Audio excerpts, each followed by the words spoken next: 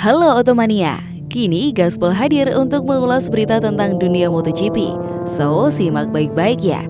Jangan lupa like, tinggalkan komentar kalian, dan subscribe agar tidak ketinggalan informasi menarik dari kami.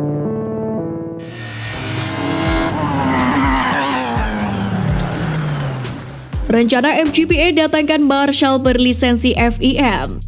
Persiapan balap motor WSBK di sirkuit Mandalika Lombok, Nusa Tenggara Barat 11 hingga 13 November 2022 terus dikebut.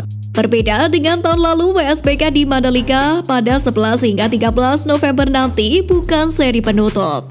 Di mana masih ada satu seri lagi yang akan berlangsung di sirkuit Grand Ridge Brewery, Australia pada 18 hingga 20 November 2022. Saat ini Alvaro Bautista masih berada di puncak klasmen dengan 394 poin.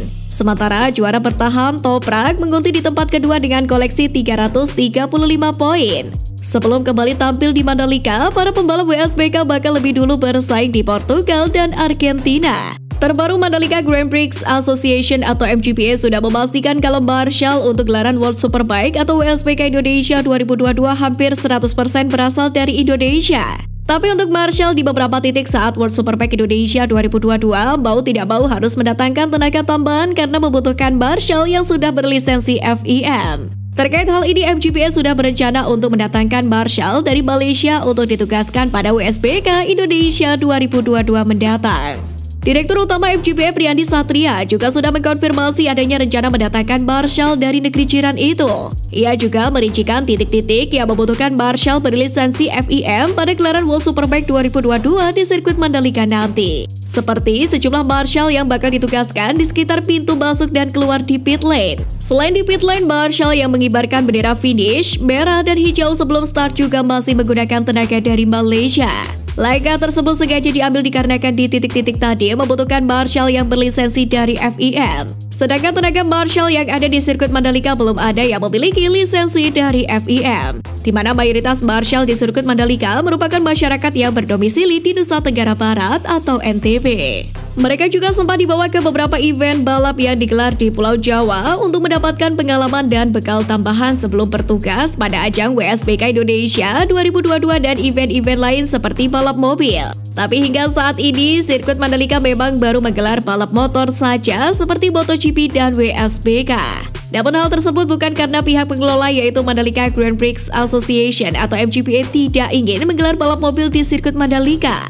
Melainkan karena sirkuit Mandalika belum memiliki homologasi dari FIA untuk menggelar balap mobil internasional.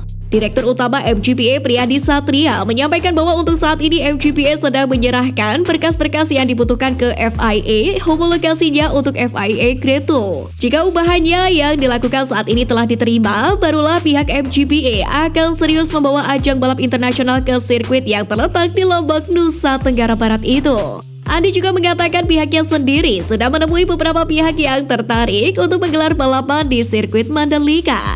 Oleh karena itu, Andi pun berharap sirkuit Mandalika bisa segera mendapatkan homologasi FIA Grade 2. Tujuannya agar MGPA bisa segera menyeriusi berbagai tawaran untuk menggelar balap mobil berskala internasional tadi. Meskipun jika sirkuit Mandalika akhirnya mendapatkan homologasi tersebut, pihaknya tidak akan langsung menggelar balap mobil kelas dunia.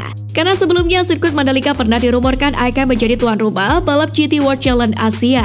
Selaku penyelenggara GT World Challenge Asia 2022, SRO Motorsport Group membatalkan balap mobil touring di sirkuit Mandalika Lombok, Nusa Tenggara Barat, yang mana sejatinya dilaksanakan pada 21 hingga 23 Oktober 2022. Pembatalan seri final ini karena sirkuit tersebut belum memenuhi homologasi untuk menggelar balap mobil.